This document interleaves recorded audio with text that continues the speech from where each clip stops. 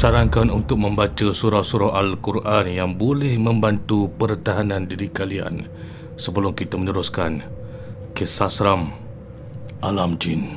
وَلِكُلٍّ وِجْهَةٌ هُوَ مُوَلِّيهَا فَاسْتَبِقُوا الْخَيْرَاتِ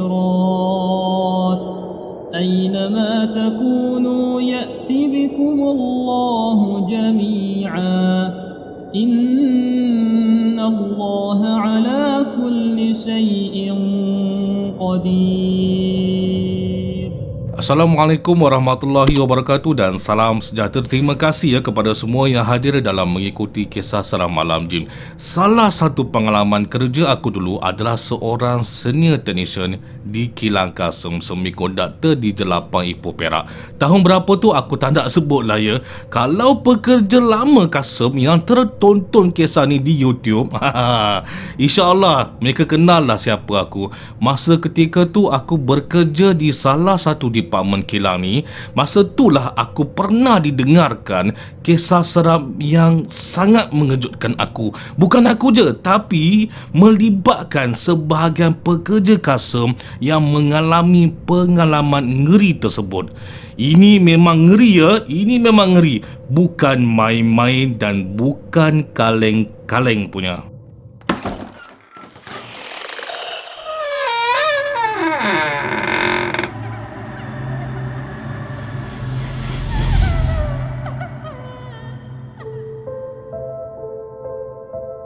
Satu malam tu ada kecoh-kecoh tau. Satu kumpulan pekerja sedang berkumpul macam ada sesuatu yang tak kena. Kebetulan segelintiran pekerja yang sedang berkumpul tu, yang tengah bersembang tu, memang sangat aku kenal. Bila aku menyapa diorang ni, aku bertanyalah, apa kes ni? Macam ada isu yang besar je, tak ada bonus ke tahun ni? Lebih kurang macam tu lah soalan yang aku ajukan. Salah seorang mereka ni cakaplah pada aku, "Idak janggut, kamu ingat tak pemaju yang buat komersial jual rumah untuk perumahan baru di taman tu? Kamu ingat tak?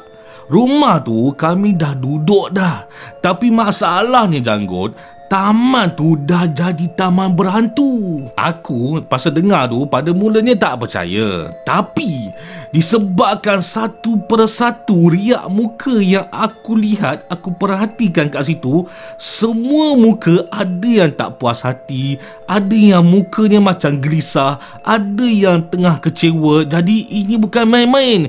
Semua seragam berdepan dengan masalah yang sama. Salah satu kisah yang disampaikan pada ketika tu adalah katanya setiap kali senja, aku ulang lagi sekali ya, setiap kali senja selepas azan maghrib, sesiapa yang melalui masuk ke taman perumahan baru ni boleh dikatakan berpeluang besar untuk dapat melihat benda-benda tu bertenggek ke atas bumbung rumah. Hantu jin syaitan tu lah bertenggek bermain di atas bumbung rumah. Bukan setiap rumah dalam satu masa, tapi bertukar-tukar kedudukan. Kadang-kadang dekat atas bumbung rumah orang tu, kadang-kadang dekat situ pula, kadang-kadang dekat sini pula, macam tu. Dan ada juga mengatakan apa yang mereka nampak adalah macam kain putih tengah bertenggek mencangkung di atas bumbung. Bukan tu je, ada juga yang mengatakan macam warna hitam coklat-coklat tapi tengah berdiri tegak di atas bumbung rumah. Dan ada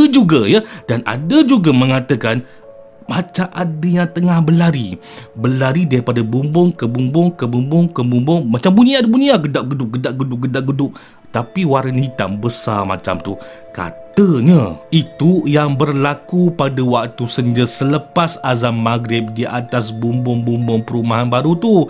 Dari sudut cerita dan kisah yang lain pula, ada yang berkongsi cerita katanya berlaku pada diri dia sendiri. Macam ni kisahnya. Masa tu dia tengah tengok bola live di Astro, pagi-pagi buta lah. Dia seorang je kat ruang tamu. Isteri dan anak kecil dah lama masuk bilik tidur. Masa separuh game pertama, tengah rehat halftime ni, dia bingkas bangun dari sofa menuju ke dapur nak buat air kopi panas katanya. Bila nak ke ruang tamu semula, alangkah terkejutnya dia bila dia dapati ada kelihatan satu kepala sedang menyandar di atas sofa depan TV. Betul-betul betul tempat dia duduk tadi tu. Ruang tamu masa tu gelap sebab lampu ditutup. Jadi dengan biasan lampu TV tu yang buatkan dia nampak susuk kepala yang tengah sandar dekat sofa berkenaan. Hampir-hampir jugalah gelas kaca kopi kat tangan dia nak terlepas. Tapi situasi tu kejap je sebab masa dia dapat lihat kepala tu secara langsung, kepala tu terus tunduk. Dia ni tak adalah pula nak pergi check kat sofa tu, nak intai ke apa kan. Idaklah dia nak check. Entah-entah benda tu tengah berubah posisi baring macam ni ke. Idaklah nak pergi check.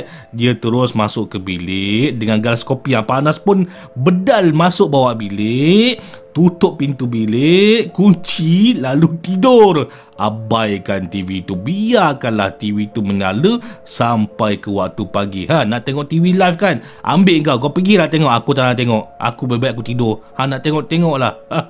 Itu pengalaman si dia. Ada juga pengalaman yang dikongsikan oleh hamba Allah yang lain pula. Macam ni kisahnya. Malam tu dia dan isterinya sedang nyenyak tidur di bilik.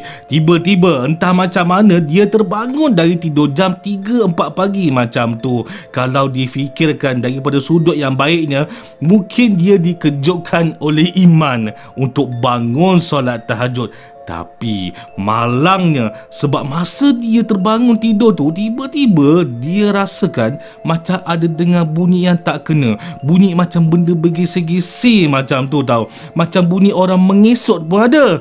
Mata layu mengantuk lagi ni. Tapi disebabkan nak juga ambil tahu bunyi apa tu, dia duduk bersila di atas katil sambil melihat-lihat di sekeliling, diamati betul-betul daripada mana bunyi itu hadir. Tapi kalian semua, apabila dia mendongakkan kepalanya ke atas ingin memandang ke arah siling kipas, tiba-tiba dia dapat lihat ada susuk tubuh berpakaian putih berambut panjang sedang menenggik di atas almari sambil menghayun-hayunkan badannya kiri kanan, kiri kanan. Cuba kalian bayangkan, tengah kita duduk di atas katil sambil melihat di sekeliling, masa kita nak tengok dekat siling kipas tu, tiba-tiba dekat satu sudut atas almari ada benda yang tengah pakai baju putih, rambut panjang, tengah bertinggit menghayun-hayunkan badan macam ni. Kalian rasa macam mana? Apa? Kalian ingat kaum lelaki tak boleh nak menjerit ke? Menjeritlah dia ni bila dapat lihat benda tu atas almari kan. Ini kata dia lah ya. Kata dia menjerit terkejut selepas dia dapat detect benda tu atas almari. Tapi tak lama, sekejap je benda tu berlaku. Selepas dia menjerit, benda tu pun hilang daripada pandangan mata. Mungkin hantu jin syaitan tu lemah semangat juga agaknya bila si dia lelaki maskulin ni menjerit ala-ala perempuan ketakutan. Gangguan di perumahan berhantu ni tak berhenti kisahnya setakat tu. Tak berhenti setakat tu. Sebab ada satu kisah yang dikongsikan oleh mereka yang lainnya yang aku rasakan ngeri kalau kita berada di tempatnya. Sebab situasinya macam ni. Dengarkan. Dia ni baru kahwin, pengantin baru, pasangan suami isteri yang masing-masing bekerja di Kasem juga. Masa tu baru jam 10.30 malam. Masih awal lagi. Isteri dia dah ada dalam bilik. Suami dia, iaitu dia ni lah yang tengah bercerita dengan aku pada waktu ketika ni, dia ni pula masih lagi berlega di ruang dapur. Last destinasi sebelum dia nak masuk ke dalam bilik adalah di sinki dapur nak basuh cawan katanya. Tengah basuh tu, mata dia ni pi gatal. Tengok pula di celahan tingkap di dapur. Sinki dapur memang berdepanan dengan tingkap belakang. Jadi kalau kita buka tingkap tu, memang akan nampak laluan belakang rumah. Masa dia pi gatal intai di celahan tingkap dapur tu, alangkah terkejutnya.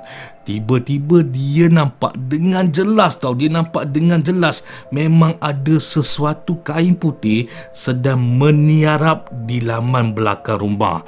Dia yang nampak ni walaupun terkejut tapi masih lagi tak alihkan pandangan mata dia ni.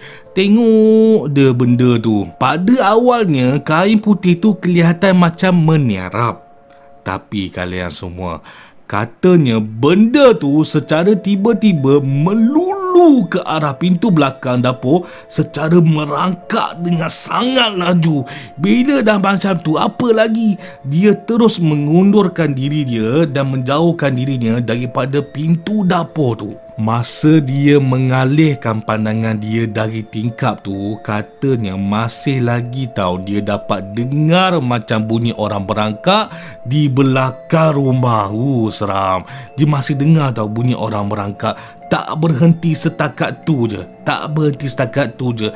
Bila bunyi yang seakan-akan bunyi merangkak tu dah semakin hampir dengan belakang pintu dapur, bunyi merangkak mengesok tu hilang tiba-tiba. Senyap macam tak ada apa pergerakan yang berlaku. Bayangkan situasi tu. Bila kita tengah basuh cawan, gatal tengok dekat luar, tiba-tiba pula ada benda menyerap warna putih merangkak laju, mengesot-ngesot ke arah pintu belakang dapur. Kita ni dah undur ni masih lagi dengar benda yang merangkak bergeser-geser dengan rumput batu sampah dekat luar tu. Bayangkan, berani jugalah dia ni, sebab agak lama juga ya, dia ni berdiri dekat dapur sambil mata dia meratap pada pintu dapur tu. Mulut dah terkumat kamit baca surah-surah Al-Quran. Kemudian bila dah agak lama sangat tu, dia ni pun berniat nak berpalingkan muka dia dari pintu dapur tu, nak menghala ke bilik dia tau. Tapi kalian semua, baru je nak melangkah menuju ke bilik, tiba-tiba ada suara perempuan bagi salam dekat luar pintu dapur. Assalamualaikum, sambil ketawa sinis yang halus. Apa lagi? Memang berlarilah member tu. Nak tunggu apa lagi kan? Kemudian member ni demam 2 hari. Tak kuat semangat katanya. Masa ni aku memang tertarik nak dengar cerita diorang ni, sebab masing-masing ada kisahnya masing-masing. Masing-masing juga kena gangguan dengan situasi yang masing-masing. Lain orang, lain gangguannya. Memang real. Aku masa dengar kisah ni, excited tu memang ada. Tetapi lebih kepada rasa kesian sebenarnya. Yalah, kan kalau kita ni di tempat mereka pun penat. Memang penat tiap-tiap hari nak mengadap, nak melayan gangguan ngeri macam ni. Kalau kalian semua macam mana? Nak pindah ke masih lagi nak duduk di perumahan baru beli ni yang berhantu ni? Macam mana? Jawablah. Jawab. Ini kisah dulu ya. Dulu masa aku bekerja di Kasem Jelapang Ipoh ni. Tahun berapa tu aku tak nak mention sini, aku tak nak sebut, tak nak bagi tahu pun. Taman pula. Taman perumahan baru yang dikatakan berhantu dan puaka tu kat mana pula kan? Pun sama, aku tak nak bagi tahu. Yelah kan, sudah sekian lama, berbelas tahun dah pun. Mungkinlah dah pulih dah kot. Mungkin dah ada masjid ke ya, dah ada surau ke dalam kariah taman tu, ataupun taman tu dah berkembang maju, dah tak sunyi macam dulu-dulu ke. Wallahu alam. Maka wajarlah bagi aku tidak mendedahkan sama sekali lokasi taman berkenaan. Maaf ya, maaf sangat-sangat. Kang nanti ada yang PM aku. Apa ni janggut? Hang cerita pasal taman aku ni buat apa? Jatuh harga market rumah aku ni. Baru rasa nak jual. Kan dah menyusahkan orang lain. Kan.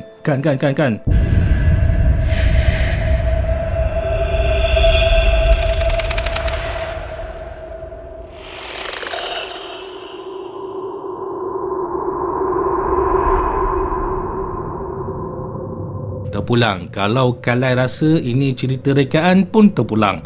Ini apa yang pernah didengarkan kepada aku, pernah dikongsikan kepada aku oleh mereka yang membeli rumah di perumahan baru yang baru siap ni. Perumahan baru ni untuk gambaran ya, gambaran tambahan. Ini rumah ni bukannya taman perumahan yang memang tanah lapang tak, tapi rumah ni adalah sedikit gambaran ya. Dia sebelum ni macam hutan-hutan kecil. Belakang hutan kecil tu ada bukit-bukit yang besar. Kebetulan aku dah bagi clue. Pandai-pandai lah cari. Jangan lupa ya untuk tekan button subscribe, like, on notification dan share supaya menarik lebih ramai lagi tontonan umum lalu menjadi sebahagian keluarga Alam Maya Kisah Alam Jin ni.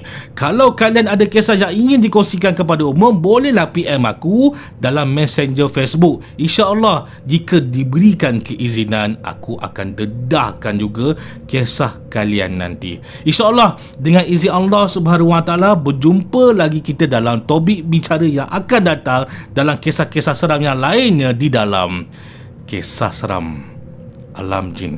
Terima kasih banyak-banyak. Terima kasih banyak-banyak. Assalamualaikum warahmatullahi wabarakatuh. A'udzu billahi minasy syaithanir rajim. Wa nunazzilu minal qur'ani ma huwa shifaa'un wa rahmatun lil ولا يزيد الظالمين إلا خسارا